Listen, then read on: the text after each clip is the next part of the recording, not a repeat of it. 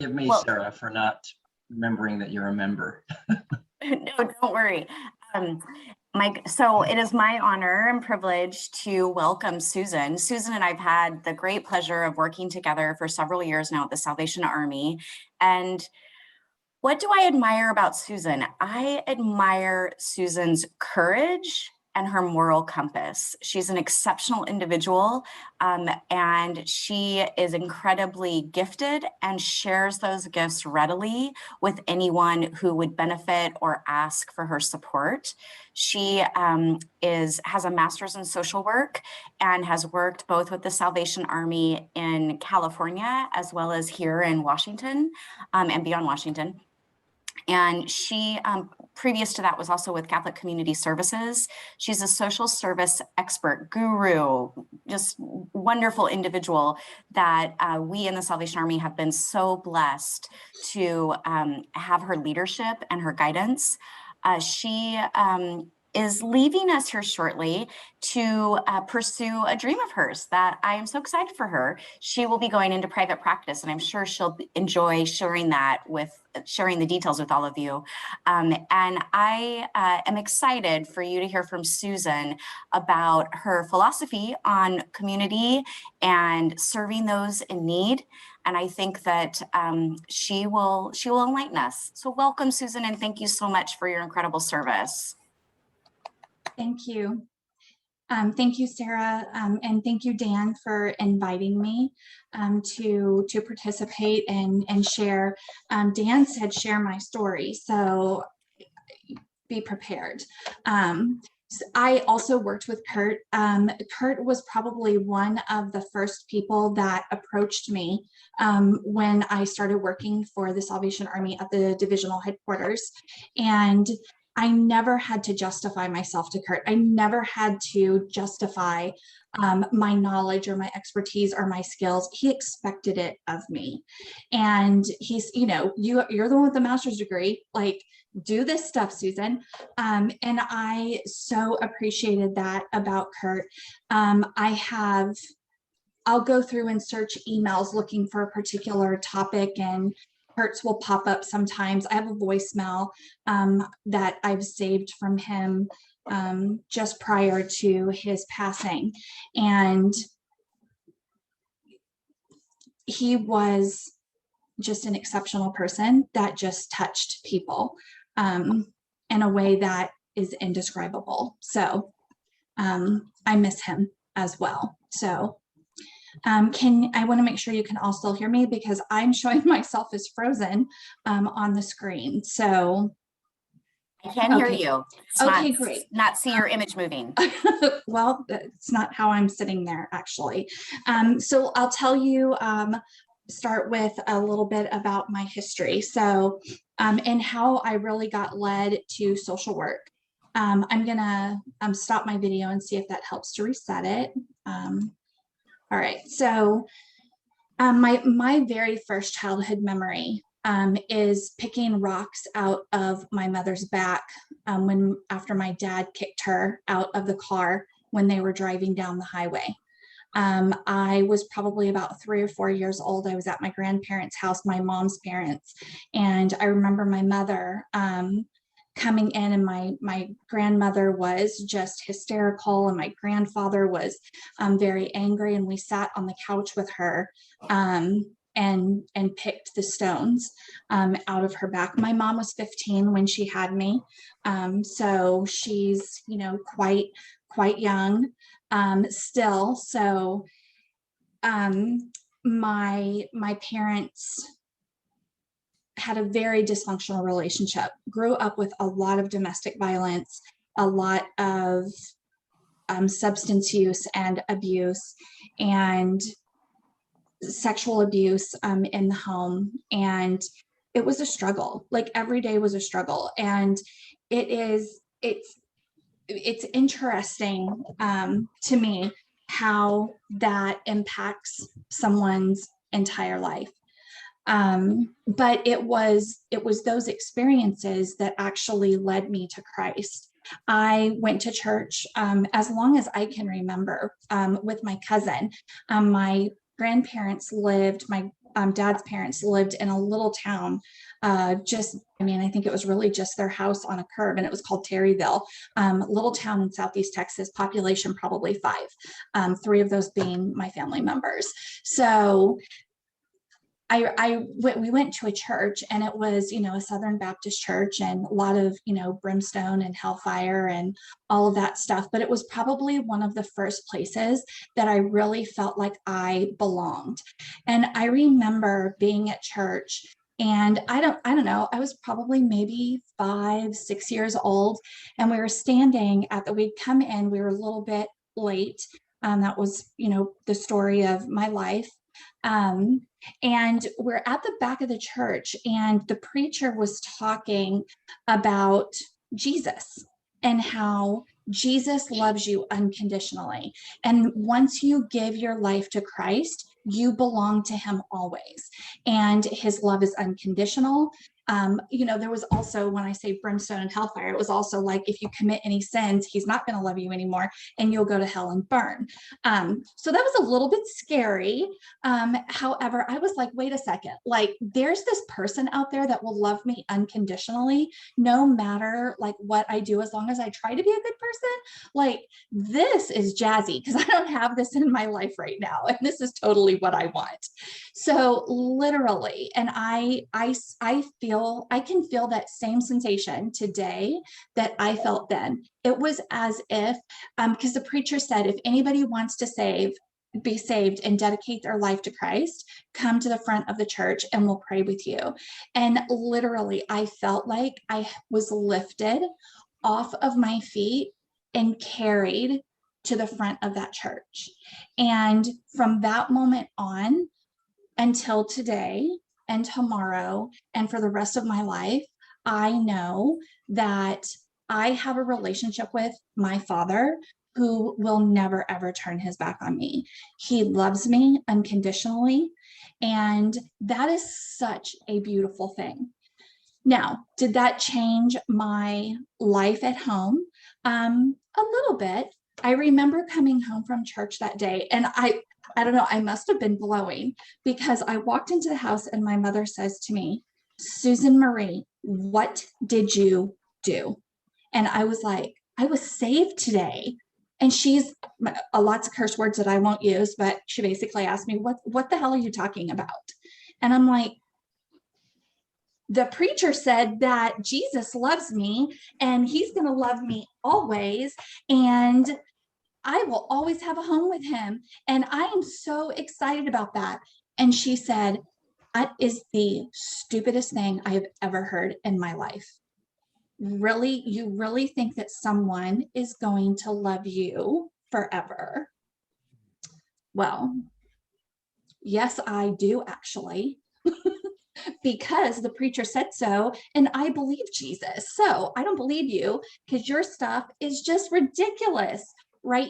These things inherently, I think, oftentimes just inherently know, like, this, what is going on in my life right now? Is it normal? And this isn't what I want for the rest of my life. But the Jesus thing, I totally wanted the Jesus thing for the rest of my life.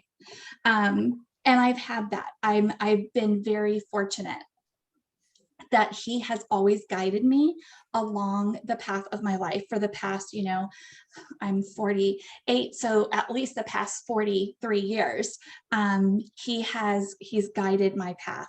And even before then, quite honestly, I just didn't know it. I just didn't know what that was. So when I was 18, I was kicked out of my house. My mom said that I couldn't live at home anymore, and that if I was going to live at home and not go to school or whatever, that I had to work. Well, I already had 2 jobs, so I wasn't sure what she was talking about. And I had been accepted to college, but my parents' combined income made too much money.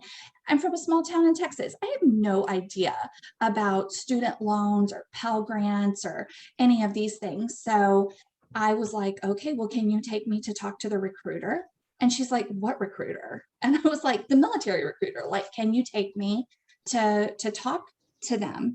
And so she's like, sure, you're not going to be able to get in, they're not going to want you. Again, you know, that whole story of my life. Well, she was wrong, and the military did want me. So I joined the Air Force at 18. I went to the recruiter on like a Friday. The following week, we went to the MEPS, which is the Military Processing Center. I took the oath of enlistment at that time, and they said, you know, you're on delayed enlistment. It'll probably be, you know, 6 to 18 months before you go anywhere. Okay, well, that sounds fine. Like, I'm working, I have a job, it'll be fine. I think my mom will let me stay at the house, you know, another 6 months. So I felt pretty confident about that. So I got home, you know, my mom is a little bit shocked that I've actually just joined the military. I joined the Air Force, and I remember it was a Monday, and my mom's friend in Texas, up here we call them blackberries. Down in Texas, they're called dewberries. And so my mom's friend and I went out picking dewberries, and I came home, and my mom is sitting at the table and she is sobbing uncontrollably. And I start to panic because I thought someone had died. 2 times I remember my mom having that emotion, specifically the way that she was acting. And it was when her mother died and when my cousin drowned. And I thought something had happened to one of my brothers. And I, you know, get her calmed down, and she's like, you know, talking to me, and I'm like, stop, I can't understand what you're saying. And she's like, your recruiter called, you're leaving for basic training in 3 weeks. And I was like, why are you crying? And she's like, did you hear what I just said? Your recruiter called and you're leaving in 3 weeks. I'm like, you kicked me out of the house. What did you think was going to happen exactly? Well, I just didn't think you would be gone so soon. So that was my launch into adulthood, was joining the Air Force. You know, of course, you know, people say, why did you join the military? Well, I joined for education, joined because I wanted to travel, you know, those types of things. So I used that, you know, it was a lot simpler to say I joined the military so I could travel, as opposed to my mom kicked me out of the house and I had nowhere else to go. So thank God for the Air Force. So, you know, to travel. So I grew up in this little town, Southeast Texas, San Antonio, where basic training is. It's an hour and a half away. My tech school was also in San Antonio, which was like, I don't know, 20 minutes from Lackland Air Force Base, which is where basic training was. And then I managed to also get stationed in Texas, in San Antonio, at the same base where I did all of my training. So my traveling while I was in the military was non-existent. But I learned a lot of skills during that time. I remember, you know, basic training and throughout my time in the military, again, that foundation of where can I always go where I belong? Church and Jesus. In basic training, we are called rainbows. And the only thing that we could do as rainbows, this is because we're still in civilian clothes, is why they call this rainbows, because you know, all the different colors of people's clothing. So I'm a rainbow in basic training, and there's nowhere to go, but they will still let you go to church. And it's like, thank goodness. We went, they had several different services, you know, Presbyterian, they had a Catholic service. So I went to the Presbyterian service because everyone said that was the funnest, and you got to sing and dance, and it was really great. And I just, that experience in itself of being in a place where you could actually feel Jesus was amazing. And quite honestly, I lived for Sundays. So, you know, it was a time to get reconnected to faith, and to be with people who were like-minded, because people that I found that even though it was the only time that we could really get away from the dorms, people still, if they were not connected to Christ, they didn't go. And so it was a nice place to fellowship with other people, and be connected spiritually on that level. And like I said, really helped me get through that time in my life. And I think something significant that when we talk about, you know, like child abuse or children that are removed from their homes, and oftentimes people say, you know, this is the mental health part of it, is, you know, it's so much better for the child to be away from the home. And that's not necessarily the way the child sees it, right? I mean, even after all the dysfunction I went through with my family, I miss them terribly. It was a really hard time to get through. And I think that connection piece runs through one of the things that Dan asked me to talk about was working with people who are homeless.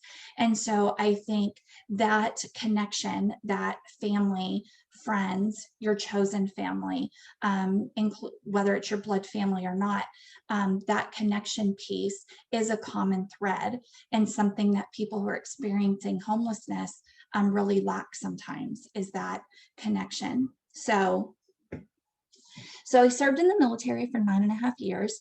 And when I got out, I had the opportunity to use vocational rehabilitation through the Veterans Administration to retrain. And that was my entry into the field of social work. I went to California State University in Monterey Bay. The Veterans Administration put me through a whole bunch of assessments to determine what kind of job I would be best suited for. And what we were leaning towards was becoming a probation officer. So when I was in school, we had, you know, people from the community that were working in different fields come in and give us a presentation. And we had someone from the probation department come in, and, you know, he had been doing probation for probably 20, 25 years. And the first question that he asked is, how many of you want to go into the probation field? So of course, you know, there's several of us, raise our hands. How many of you are going into probation because you want to help people? And again, we raise our hands, and he says, this is not the job for you. And I was like, what? Like, what are you talking about right now? This is totally the job for me. And he said, absolutely not. The reason that you are a probation officer is community protection. And that means protecting the community from your probationers. And if your probationee violates their terms of probation, you have to report that. And oftentimes they go back to jail. And if you're working with parole, then they go back to prison. And I was like, well, that's totally not the job for me. Now, what am I going to do? And so my backup plan was to work with kids on the spectrum. The autism spectrum. And so I have a very, very good friend whose son is autistic. And listening to her stories, I felt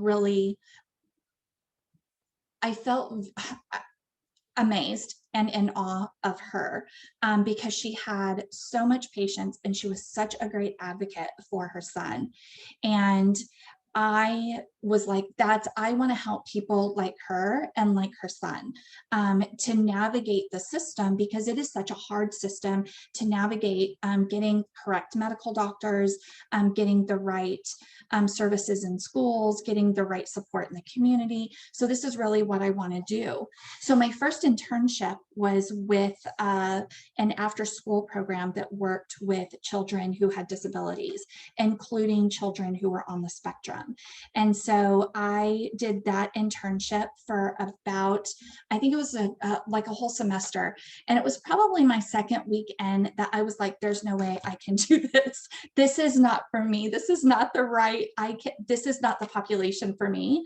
This is not what I thought it was going to be like. And so I knew that I would not do well in that field. And not because of the kids, but because of some of the parents. And I was like, this isn't going to be good for anybody.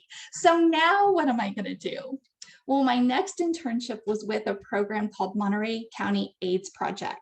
And I was doing street outreach to people experiencing homelessness who were engaging in drug use, using needles, and also people who were in sex work. And so we would go over to Salinas California, which is in Monterey County. And we would go to the district where people were engaging in drug use and sex work.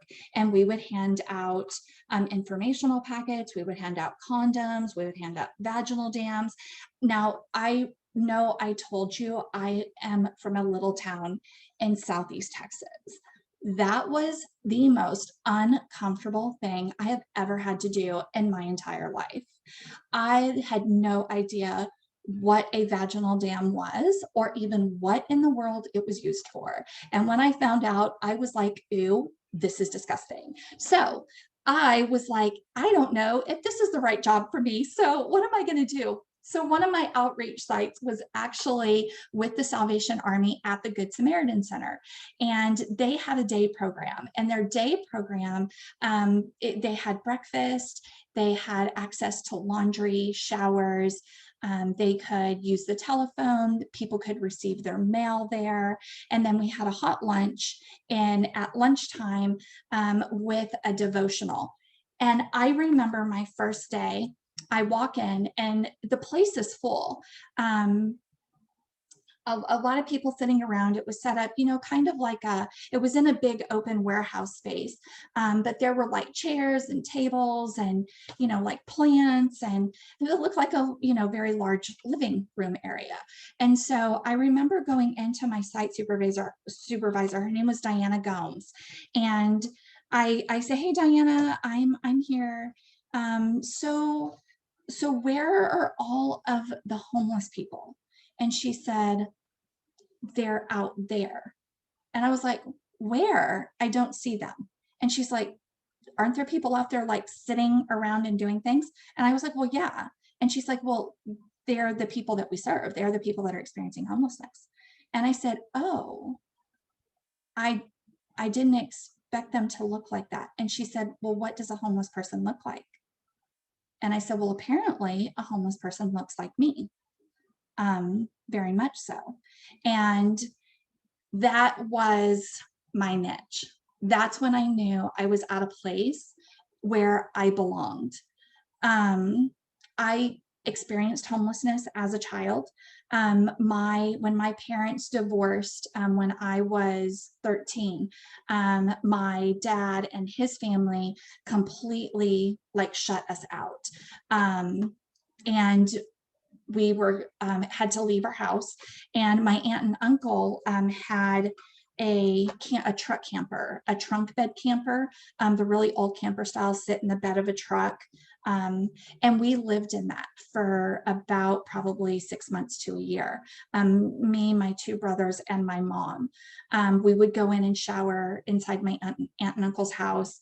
They would, we would have dinner with them sometimes.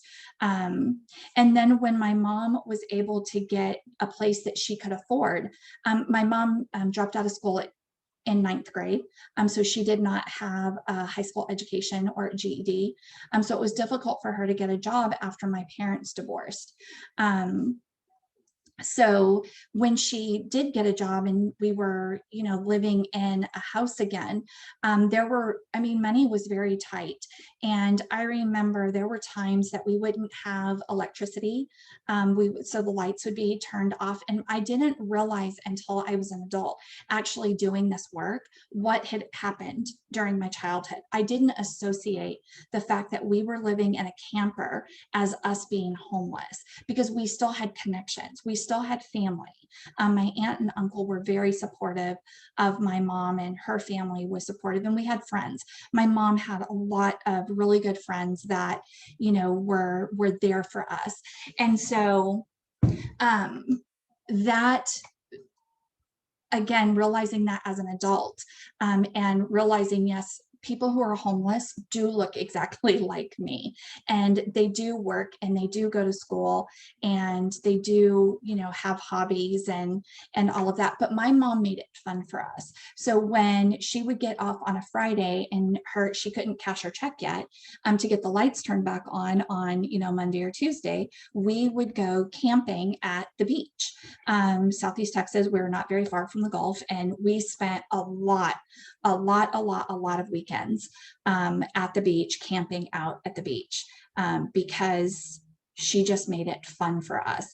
And it didn't seem like a burden, or that we were doing without those basic necessities. We'd go buy 2 loaves of bread and bologna, and that is what we would eat, you know, for the weekend. Is again, being in the Gulf of Mexico, if you've never been to a beach in Texas, we had sand and bologna sandwiches, but you know, they were good, and it was fun for us. So I fell into the mental health field a lot from what I grew up experiencing. I decided in 2009 to go back and get my master's degree. And in 2013, I graduated from Texas State University, San Marcos, with my master's in social work. And one of my internships during that program was working with a program in Northern California called Victor Community Support Services. And I served families and youth with social, emotional, mental, and behavioral health problems. And that was, again, another niche place that I really felt a strong connection to. I wished, doing that work, I wished I had someone that was coming out and talking to me about what was going on in my life. I grew up with a lot of self-harm. And now, to cover the self-harm, I have 2 full sleeves of tattoos. And it is very representative to me of what I went through in my childhood.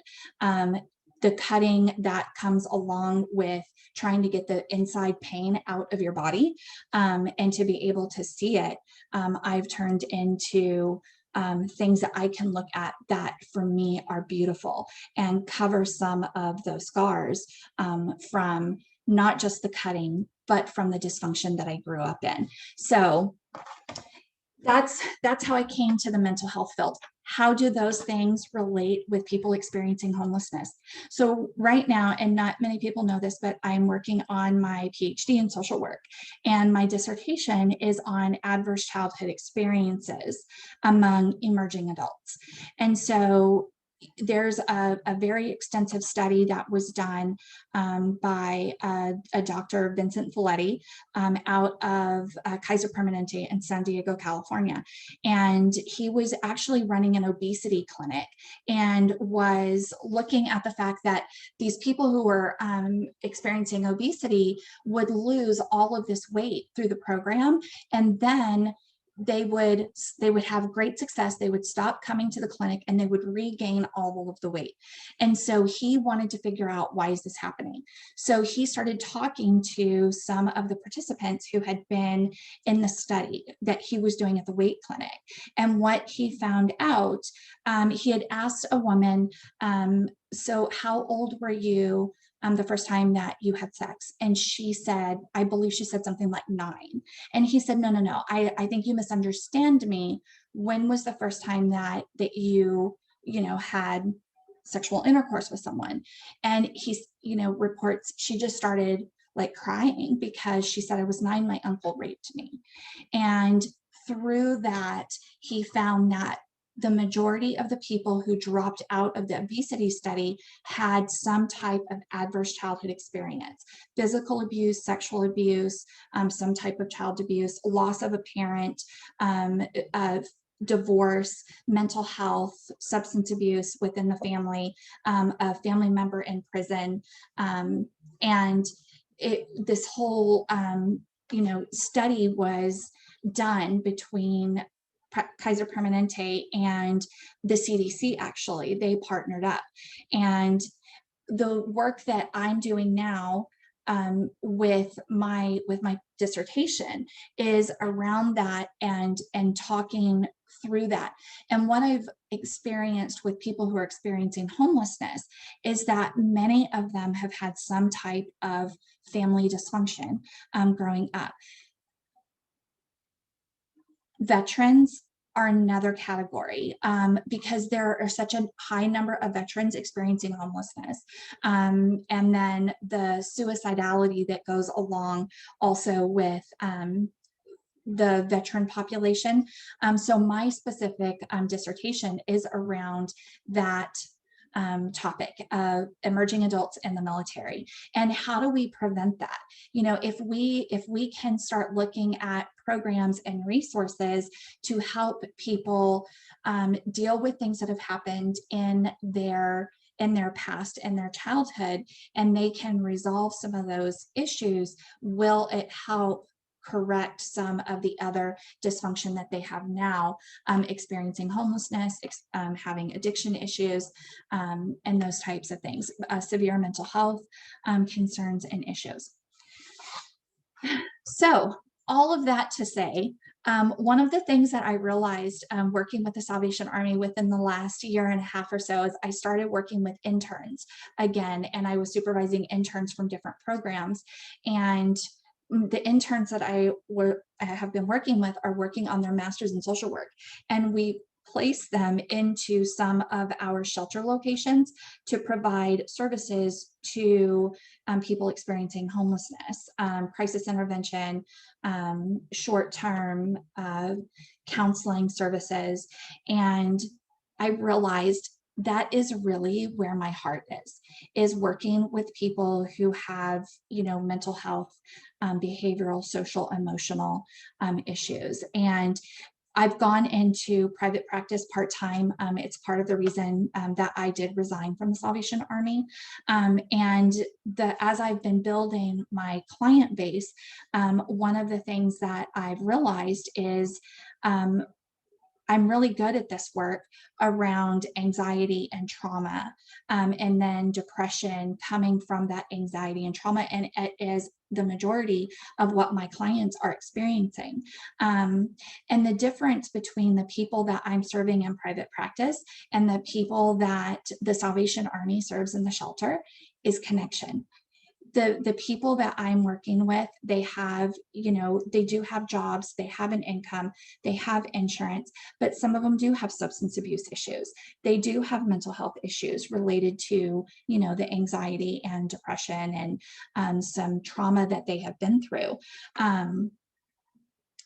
But it has been very enlightening to see, and affirming to see that really it is connection to friends, family and resources that help people remain stable and successful. And so it's a very thin line, though, I think, for many people to go from being very stable to being not stable at all and having this experience of homelessness that gets added to that. My faith intertwines in everything that I do, even with the work that I do in my private practice now. Jesus is with me everywhere, by the way. I think one of my greatest pet peeves is when I hear people say, like, they took Jesus out of school. And it's like, look, unless there are absolutely no people in school anymore, Jesus is still there. And even if there aren't any people there, Jesus is still there because Jesus is everywhere. You can't kick Jesus out of school unless you kick Jesus out of your heart. And if you kick Jesus out of your heart, then that's on you, not on the school. Like, pray silently. You can be a person of faith no matter where you go. And so I recently had a young person who grew up with a very hell and brimstone, hellfire and brimstone type of family, and was told, you know, if you commit sin, then you'll go to hell. Like, Jesus will stop loving you. And she's like, I just don't understand that. And she said, so I'm not practicing Christian anymore, and I don't believe that stuff. And I said, well, you know, let me tell you about my Jesus. And at the end of the conversation, she says, I like your Jesus. Your Jesus is cool. I'm like, my Jesus is way cool. And she said, yeah, that's my Jesus too. That's my Jesus too. And that's great. Those are the things that we get to do. Like, I think as a Christian, it's one of the things that I love about the Salvation Army is that who gets to go to serve lunch to a whole group of people experiencing homelessness and get a devotional at the same time. I mean, a little bit before, because it was, some government funding and we have to be careful about that. And we leave the door open. But you know what? That room was packed every time when I was in Monterey. Before we served lunch at 11:30, at 11 o'clock, we would do a devotional, and that room was packed. The people would come in and then not even eat. Where else can you do that?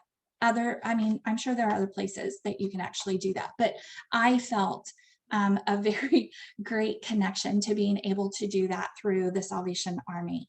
And I've so appreciated my time there and what I've been able to do. And I will take those things with me.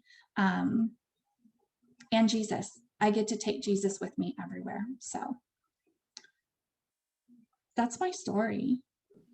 Cool. Amen, sister. Amen. Amen. Thank you. Thank you. Thank you. The fun part about this, we never know what's going to happen. And of course, Jesus shows up, but sometimes he just knocks down the door and barges in and gives you a big hug too. Thank you for today. So many thoughts, but I don't want to dominate the discussion. Offline, we'll have to have a talk about the chosen and demons and mental health and autism. I first learned about ACEs at this group. We had a guy come and talk about ACEs 4 years ago. I'd never heard about it. And that changed a lot for me, how I see things and what happens and what happened when I taught for a dozen years in fancy private schools, and the kids were all well off, and still we'd have cutting and suicide, and often triggered by divorce and amazing stuff. Yeah. Yeah, so a lot of the work that I'm doing with the people that are in my private practice that I see is family of origin stuff. And I'll have people come in. I have one person in particular. She has this very severe fear of driving with other people. She will go into panic attacks and they have to pull over and then she has to drive. It prohibits her from going on long family vacations, and it's pretty significant. And so we've been talking about what's the history, have you ever been in an accident, have you witnessed a severe accident, so trying to figure out where this comes from. And we worked together 4 weeks already, 6 weeks, maybe a little bit longer. And then she says one day, yeah, my dad never let anybody drive him either. And I was like, I'm sorry, what did you just say? And she said, yeah, my dad, he would never let anybody drive. He always had to be the person who drives. And I said, so do you think by chance that might relate to why you do the same thing? And she's like, I never thought about it that way. Oh, well, great. It's those learned behaviors, right? And I think people are sometimes resistant to talking about family of origin. Well, I want to talk about what's happening right now. Nothing that happened in my childhood is relevant to this. And then you find out, yeah, well, my parents were divorced and they used to yell and scream at each other. And it's like, oh, so you have a difficulty communicating, and you don't think that might not, or might be related to the fact that you didn't have a good example of communication when you were growing up. And then how does that impact you across systems, whether it is your social system, your family system, your work system, if you're in school, your school system, all of the legal system, if you're impacted by that at all. So, yeah. Yeah. Hey, as we open it up, folks chat, do you want to try your video again, Susan? Yeah, I'm getting an error message that tells me that it won't let me open it. Okay. Go ahead, folks. Any other conversation, a question, comments? Yeah, I'm going to jump in. Thanks, Bengt. Susan, what you said is so multi-layered. And because of my time restriction this morning, what would be the professional contact information for you?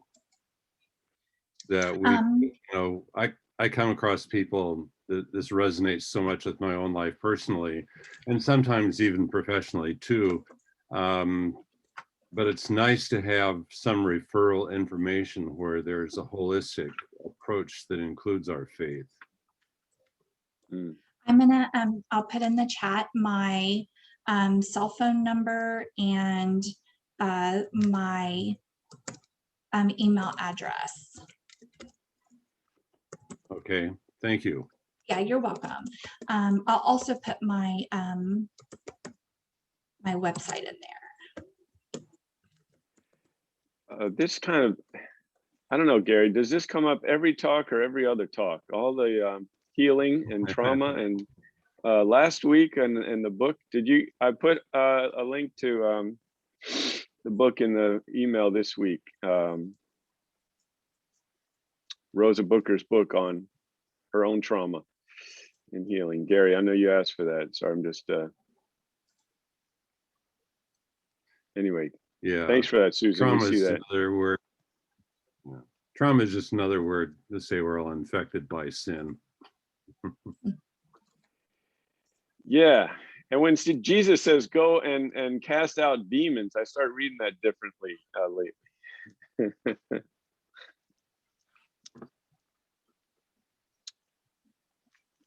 Susan, I just want to make sure that there is a hyphen in the middle of your website and your email address. Is that correct? Yes, that's correct. Okay, great. And I'd just like to comment that, first of all, you're a great storyteller. You just had me gripped the entire time, just because it's very, very real and very genuine and sincere. So I just want to thank you for that. I have an autism spectrum son, and yeah, I just so value and appreciate all that you brought to us today. So thank you for opening and sharing from your heart. Yeah, you're welcome. You're welcome. I work with a couple of, in my private practice, I'm working with a couple of parents who have children who have disabilities. And that is probably, I have one woman in particular, her child is now 15 and she's never grieved. And there is a grief process around that. Because it's not what we anticipate when we have our children. And we have great dreams. I was talking to somebody about this yesterday, is we have these really great dreams for our children, you know, when we're pregnant with them. And if those things, you know, if they don't come to fruition, there's a grieving process around that. And the one person that I'm working with, she said, you know, from birth until now, she has just been like, how do I fix it? And so we've talked about the fact that, can it actually be fixed? And does it need to be fixed? Like, her son is created the way that he was meant to be created. And how does she reconcile the grief of what she thought was going to be and what opportunity she has for what can be? And so there's been a lot of grief processing for her around that. And it's probably been probably one of the more rewarding people that I've been able to work with since I went into private practice. And I never talked to my friend who has a son who is on the spectrum. We've never actually talked about her grieving process. And as her friend, I have a lot of regret over that. And just that I wasn't more attentive to that when she had her son, who is now, I think, 22. So. Susan, first of all, thanks for joining us again. Thanks for joining us this morning. I knew that we were going to hear a lot when you accepted the invitation, and I'm walking away with way more than I anticipated. You know, I hear more of your story now, and it's sad to hear of anybody who has had to go through the kind of family experience that you have had. It's sad. Yet at the same time, I am just impressed with the work that Jesus can do in the life of an individual and a family, taking the hurt and turning it into something of beauty. And what I'm hearing you say with regard to homelessness. So I walked down through the streets of Seattle, and there's tents, and you can't park because there's tents in the parking spots. And one side of me says, the city ought to come in and just clean these people out of here. And yet what I'm hearing from you is there's room for compassion. And it's not just people who are shiftless and lazy and drug addicted, and let's just clean these people out of here. But there is opportunity and room for compassion. And I think that's a good message for all of us this morning. Yeah, and this is the work that I do, and this is the work that I love doing. I love working with that population, but it is hard sometimes, and it is hard to be objective. And I think one of the things that I've often heard about people experiencing homelessness is people are homeless because they want to be, and I disagree with that. If that's a mantra that you have in your head, I would really encourage you to examine that, because if you went to any person experiencing homelessness and you said, what did you want to be when you were 5 years old? Not one of them will tell you that they wanted to be homeless.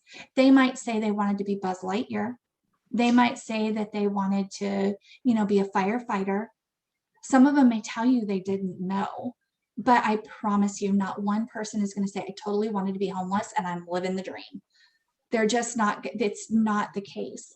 Does every single person living homeless, especially the ones that we see on the media, the ones that, the hardest of the hard to serve, because there are severe mental health issues and there are addiction issues, and sometimes they're both. But how do we, Dan, and I think you said it right, how do we have compassion? There can be compassion there. And it can be difficult, because what do we do? And I think that, I think one of the challenges that I have is, the severe mental illness, the severe addiction, and look at the trash, right? Look, and the bottom line is there are other people who are not experiencing homelessness that are having the same exact issues, right? The only thing is theirs is contained by 4 walls, a foundation, and a roof. That is the only difference. We see it in the media. We can read it in the newspapers. There's an entire show made about hoarding, and that is the difference is they can hide it better than people who are living on the street with it. I mean, we see it with Hollywood, with actors and actresses, having parties where they're all using to the brink of death, and then everybody's being administered Narcan, to bring them back. I mean, what is that? It's the same thing, except they're rich, they're famous, and they can hide it, and it's a status thing. Might be a foolish status thing, but at the bottom line is, for somebody who's not experiencing homelessness, they get to live by different standards and different codes, and they're not looked at the same way as people who are experiencing homelessness. And yes, it is hard. It is hard to have compassion, and it's hard to not think sometimes, why don't you just? But if we don't know what led a particular person to a situation, then we have no idea what the answer to that question, why don't you just, is. So Susan, I wanted to thank you. You're really at the forefront of an issue that affects us daily. And obviously it's an incredibly important issue. It's not just Seattle, it's all around the world, but it's certainly around the US. And you know, we spent about, I don't know, I think we spent $50 million a year of tax dollars to try to resolve this. And to some degree, it's frustrating to see, or it's hard to measure the progress. It seems like there's not progress. There probably is, in fact, progress.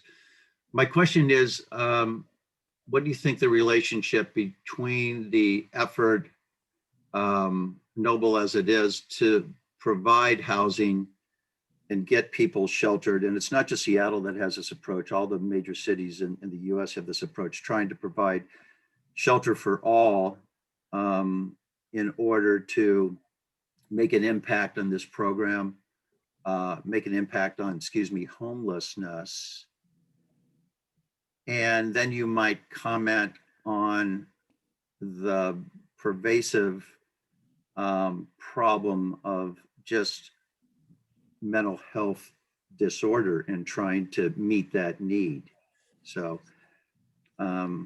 sorry for the last part of the question, but why don't you just talk about the first part about this desire to provide shelter?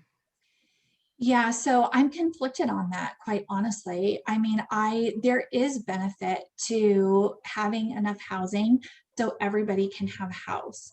There has to be a starting point, but there also has to be some accountability, some engagement, and because we can't force people to engage in services.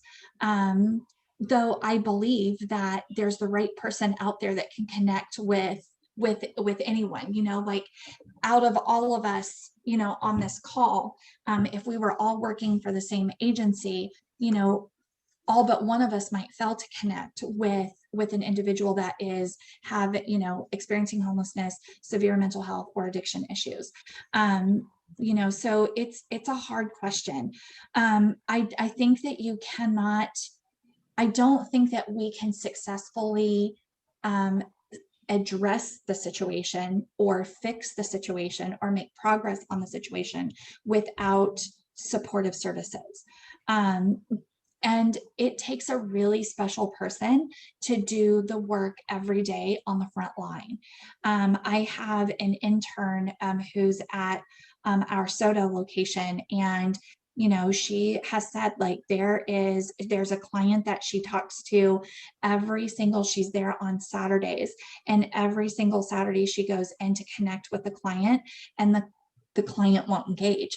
And so she's like, do I just give up? Do I just stop? And I said, no, you can't just stop. We can't give up, you know, because it might be the 75th time that you ask, how are you doing? That she's like, wow, like this woman has talked to me 75 times. I should really give her an answer now, you know, so we can't give up. One of the statistics we're working with people who are survivors of domestic violence is it takes an average of 8 times for a survivor to leave to actually follow through on leaving their abuser. So now, but the question is her next partner, is his next partner, is their next partner also an abuser? You know, we don't know. And it's one of the reasons that you have sometimes a revolving door in a domestic violence shelter, is because of the average. Now, if you're saying the average is 8 times, that means that you have some that it may only take 1 or 2 times, maybe 3, but then there are others that it takes much longer or maybe never. And so that is, you know, if you take just that statistic into consideration, then what are we looking at with homelessness? When I was in Monterey, I worked with a woman who lived in a camper, mobile, she could drive it. And she made plenty of money to have her own apartment. And she had her own apartment. But when she lives alone without supportive services, she starts to isolate. And when she isolates, she starts taking her medication. The voices start. And when the voices start, she starts to use it. And so she came in and said, you know, I choose to live in my RV because it forces me to come to places like this where I have to engage with people. I can come here and do my laundry. I can come here and take a shower. I can come here and get a hot meal. And someone that works here is always going to say to me, hey, we haven't seen you in a while. How are you doing? And I have to engage. So with supportive services, she probably could have maintained that apartment and been less vulnerable. One of the things I've asked Mickey Jordan, who started our street level outreach and engagement program in Seattle, was how is it so successful? Like what, why is this working so well? And he said, what are the challenges? And he said, one of the challenges is, when someone they have community when you're living in a parking lot in your car, because usually there are a couple of people that get together and they watch out for each other. So there is that community. And when they get put into an apartment, or they're renting a room, or whatever the case may be, they lose that community. And so so how do we connect? How do we keep community around people? And one of the things that I believe that they're doing now is partnering with more churches. So when they do have somebody go into an apartment or renting a room, that resource, they can say, this is the resource in your community. And then the church can reach out to the individual when they get in and kind of provide that foundation. So the connections are very, very important. And mental health, I will say this, and people may disagree with me, and that's okay. But I believe that anybody that is experiencing homelessness has some level of mental health issues, because anxiety is a diagnosis, and you cannot be homeless and not have some type of anxiety or fear around your situation. Now, there are severe mental illnesses like schizophrenia, bipolar disorder, severe depression, that make it much, much more difficult to people with personality disorders that they're not getting treated for. There about 20% of people experiencing homelessness have a severe mental illness. And so if we hear just that statistic, or if that's the only statistic provided, then it becomes really easy to say, well, not all of them have mental health issues and they should just get a job, or they should just do this, or they should just do that. And it's just not that easy. Yeah, so how do we can't do just housing, in my opinion. I believe we've heard that before right here. Chris and Brian, and then we'll have someone pray to formally end us, and we'll continue the conversation. Susan, you talked about your formative years and tragedy, trauma, and all. Do you have any relationship with your mother, or even possibly with your father if he's still alive? And yeah, how might that come about? Yeah, so I was very enmeshed with my mother, which is not a healthy relationship. So enmeshment is not good. So for years and years and years, I tried to solve all of her problems. She would go from one domestic violence relationship to another. She's had, her boyfriend broke her leg. He held a shotgun to her head and pulled the trigger. Thank God it was unloaded. I was already in the military at that time, but my younger brother witnessed that. She had a boyfriend that woke her up by burning her chest with a cigarette.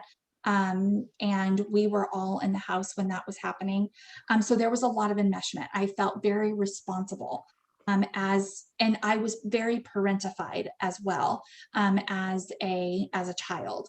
And so when there was a domestic violence issue, I'm the one that called 911. I'm the one that ran to get my grandfather from down the road when my dad held a gun on my mom and my brothers and threatened to kill them. And so enmeshment, was not healthy at all. And we had a falling out in 2015, and we didn't talk for 3 years at all. There was no communication between us. But during that time, I found out later that my mom actually had a mental health breakdown, which required her to go into some therapy. I got my own therapy because you also cannot therapize yourself. It's not successful. And my daughter got married in 2018, and my daughter and my mom are very, very, very close. And so when my daughter got married, I knew that she would want her Nana to be there. And so I reached out to my mom and said, I want you to be at Alex's wedding. Like, this is extremely important to her. And I don't want anything that you and I have been through to impact her day. So whatever we need to do. And after that, we started talking. I know now my mother is an alcoholic. She has been for a very long time. I've known that she was an alcoholic. But she starts drinking usually about, I don't know, 3, 4, 5 o'clock. So I know to not talk to her after a certain time in the evening. If she calls me after 8 p.m., I know to not answer the phone. I will call her back in the morning. So we've unmeshed from each other, which has been very helpful. And we have a much better relationship now than we ever have had before. My father and I were estranged for many years. I hated him, and that hurt no one but myself. So through a lot of work, I forgave my dad, and I would go and see him when I was in Texas. I would stop in for a visit. Several years ago, my dad passed away, though, from cancer. And I think that there are a lot of things that he hadn't reconciled, which prohibited him from reaching out to me to have a relationship. I was sexually abused by my dad. I did not I knew that there had been something that happened because I blocked a very large part of my childhood. I would remember bits and pieces, mostly the traumatic stuff, like picking stones out of my mom's back. But when I got pregnant with my daughter, I realized something had happened to me. It was very bad, because my thought was, what if I do to her what was done to me? And I sought therapy right away, because I was like, that is not a normal thought that a prospective parent should have. Like, this is not okay. And I've got to figure out where this is coming from. And so through that therapy, I was able to determine what had happened with my dad. My dad wasn't the only one. So there was a lot of sexual abuse. And there's a history of that in my family on both my mom's side and my dad's side, which is why family of origin work is so important to me. Because if we don't understand that origin stuff, we are destined to repeat the same mistakes over and over and over again. Thank you. Thank you. Brian, you had a I do, yes. thought? Thank you, Susan, so much for sharing. And had a quick question for you.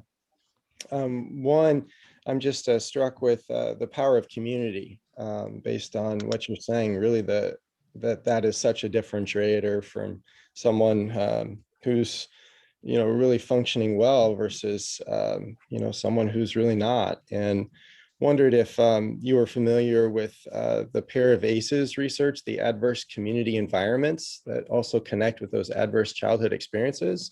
And then also just wondered if in any of your research so far, or any of your experiences, if you've seen ways to reduce the impact of ACEs in terms of those long-term health outcomes, or not continuing to affect health in the same way in adulthood. So I am familiar with the community adversity. And so that's not part of the study that I'm doing, but that is, I've noticed that come up a lot in the work that I do.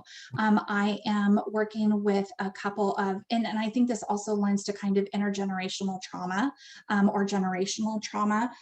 So I'm working with a couple of people who are Native American, and that trauma, the stories that they have learned from their own families, and what their community has been through, has it's been very, very interesting. And I think it's compounded.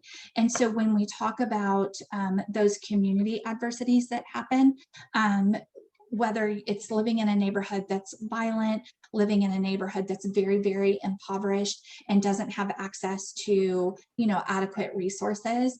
Flint, Michigan, like what's happening in Flint with their water supply and has been going on for years. That is just another community trauma.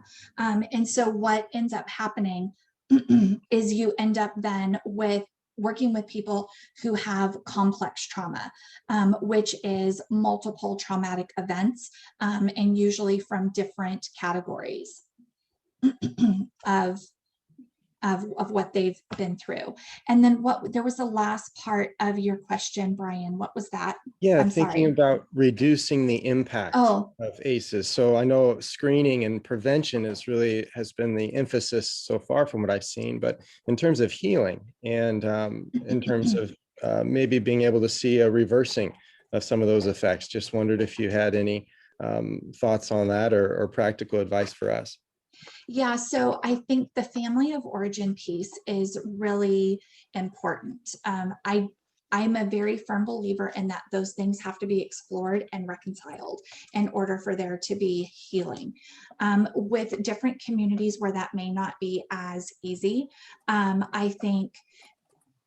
And so part of my study, I should also mention this, part of my study also has to do with protective factors and resilience. And so protective factors are that connection to community. Maybe it was a teacher at school, maybe it was a coach, maybe it was somebody at the church, maybe it was a best friend, maybe it was a friend's family, and maybe it was another family member outside of your immediate nuclear family that you lived with, your primary caregivers, parents, grandparents, whatever the case may be. And I think how do we deploy those things? I think that's the biggest question. And so if we say we have somebody within our church system that we are working with, and we know that this is going on, connecting them to the supports that are available within the church or at the community at large, and having them build those supports within those communities that are important to them, and making those connections. Protective factors can also be things like hobbies, that bring somebody joy and comfort. It doesn't necessarily have to be a person. So it could also be sports, reading, that type of thing. Thank you. Susan, I just wanted to thank you. Every word you said has been not only enlightening, but has resonated in my limited experience working with those who are experiencing homelessness as well as the vulnerable. More recently, it just really resonates with me how important healthy relationships are versus either healing or ending unhealthy relationships. And there's a mayoral race coming up in Seattle now. I wonder if you'd consider running as a candidate. Obviously, the city council. Don't do that to yourself. The city council is obviously vastly, I would say inept, but unable to more politely deal with this horrendous scenario right now. And I think sometimes we confuse compassion with allowing people to languish on the streets in their filth and dysfunction. And I think that can be a confusion there. And so people like you have solutions that are more meaningful and more deep seated, and I think more impactful. So I just want to thank you for all you're doing. You're welcome. And I have an easy out for running for mayor of Seattle. I actually live in Olympia. Oh. So I won't run for mayor of Olympia either, though. Yeah. Where do you practice out of, Susan? I'm in Olympia. Well, Lacey, yeah, I'm located in Thurston County, but I do telehealth, and so I can practice anywhere in Washington. That's where I'm licensed. Yeah. Let me butt in and have someone pray us out, pray over Susan, pray over all of the people who are experiencing trauma. And I maybe Dan and others can jump in the prayer, obviously. I will say, Susan, and good to see you, Jack. Taking my mom in recently, and when her filters are down now, more in her dementia, things bubble up. That this family of origin thing makes me realize how powerful it is, and how someone living an ordinary, successful middle-class life with a home can hide so much for decades and decades and decades, and one little thing trigger it, or be isolated for a number of months and just suddenly lose all kinds of abilities. It's very interesting. Dan, you want to pray us, pray over all of us and Susan and our day and our city. Sure. And I'll hold this open after the prayer too, for anybody that wants to continue. Yeah. Father, I just thank you for this morning. I thank you for Susan, and just thank you for the way you have and you are working in and through her life and her message, her really a life message. Father, pray for her success as she transitions into private practice. And again, just thank you for all of those other Susans who are really working on the front lines of homelessness and addiction and mental health. Father, I have to believe that this is your work, and that they're doing your bidding in the most, in the very best ways. And just thank you for her, Father, your blessing to be upon her and her family and upon her work. And just pray this in Jesus' name. Amen. Amen. Amen. Thank you so much for inviting me to talk to the group. It's been good. Thank you. Thanks for joining us, Susan. It's been very good. Very good. So I'll throw it out now that we're off our regular time, and I'll stop the recording, Derek, so you know. Boom.